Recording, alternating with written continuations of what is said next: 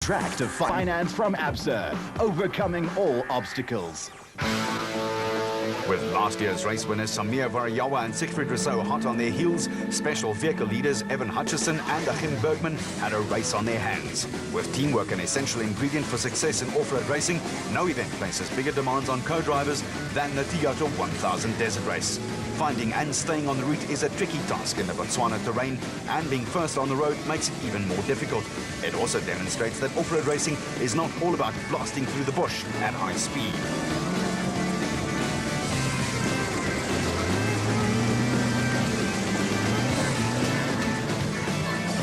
Behind Hutchinson and Bergman, the Donaldson-Nissan pair of Duncan Foss and Rolf Pitchford continued their unbelievable progress through the field. Next on their list were Shamir Varayawa and Siegfried Rousseau, with the Nissan pair having little trouble in getting past the total porter. From 28th on the road at the start, Foss and Pitchford were now second and closing in on Hutchinson and Bergman. Foss won the Toyota 1000 Desert Race in 2007 with veteran Richard Leek and in 2008 with Louis Weichelt, but is never happier than when Pitchford is in the car with him. Second place on this year's Dakar Rally cemented Pitchford's status as one of the top co-drivers in the world, and he and Foss form a great team.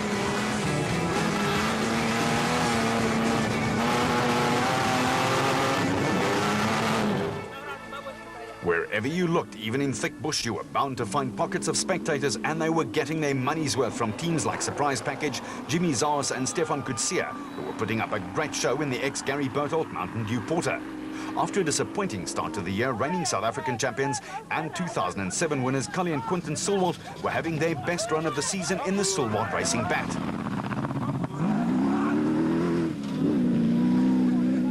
Behind the Silwarts, the steady Nick and Ryan Harper had worked their way back into contention in the Atlas Copco Bat and were looking in good shape.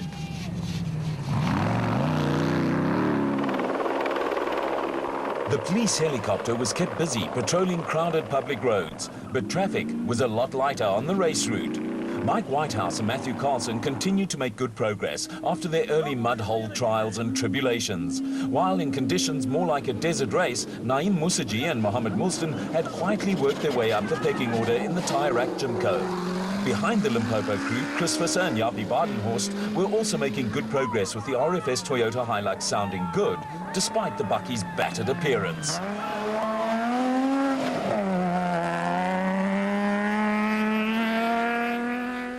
A glass of wine and a snack. Now that's the way to watch motorsport deep in the African bush. There were no such niceties for crews, and a bad day for Ford was about to get worse, with a brave effort from Kobus van Tonde and Rian Guapa about to come to an end. The Unifreight Ford was being chased by David and Gary White in the Rurikon Bat, but would retire before the overnight haul.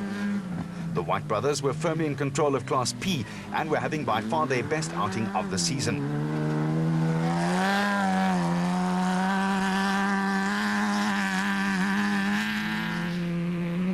Also having their best run of the year were Chris de Plooy and Henk Janssen van Vieren, with a missing body panel on the RFS Toyota Hilux, the result of a mudhole confrontation with a special vehicle crew. It was a good performance from the Toyota team, but they were being hunted down by the factory Castle Toyota of Anthony Taylor and Robin Houghton, who started their day 58th on the road.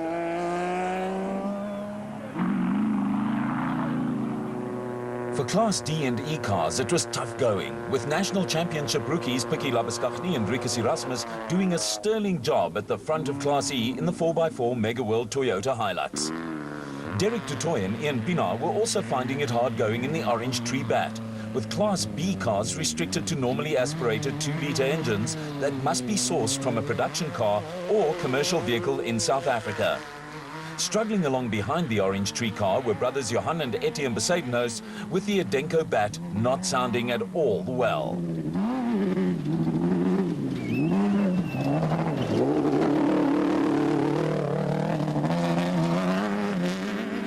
The big 7-litre Chevy motor that pushes along the Mountain Dew Porter was sounding just fine. And after their river crossing woes, Gary Berthold and Danny Stassen were back in action in another slightly modified Toyota Hilux.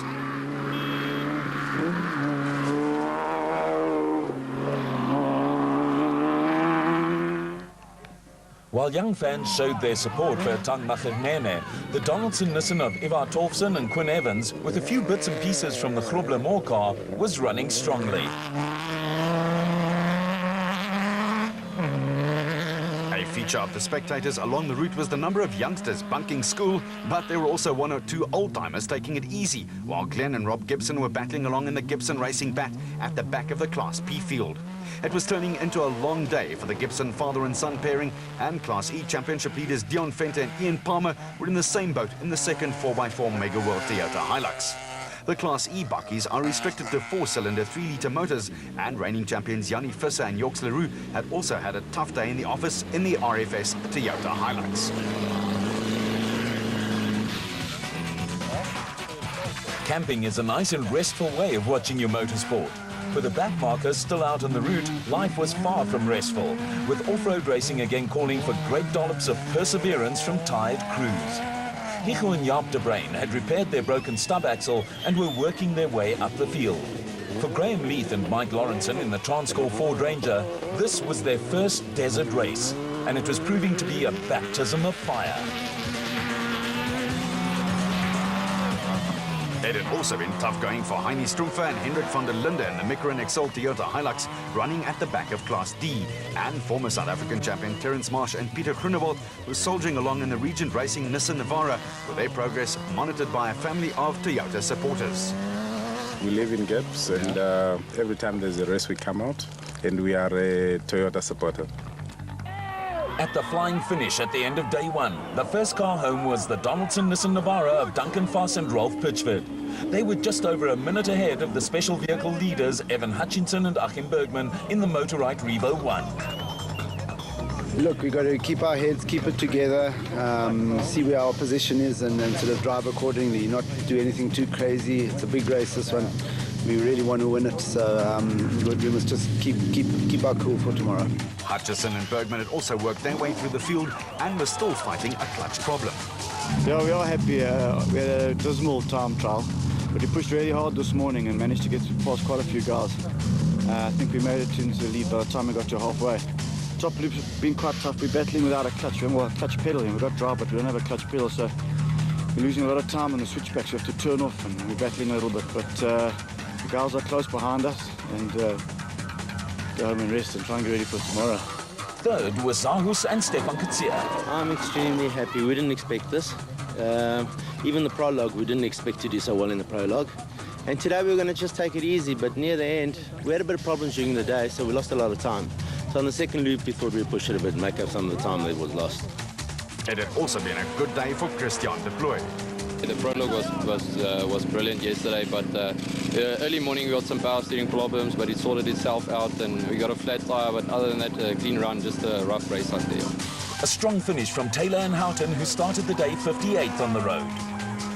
Yeah, no, it feels like I've just won the Dakar probably, you know, but yeah, we've still got a long day tomorrow. The only pity is that we got stuck this morning for half an hour in the mud, and you know, if it wasn't for that, I think we could have probably given Duncan a run for his money tomorrow. I'm still going to give it hell. Let's see what happens. Maybe he still has trouble tomorrow, and we can still perhaps pull off a win. That's what I'm hoping for. We really, really, really need it.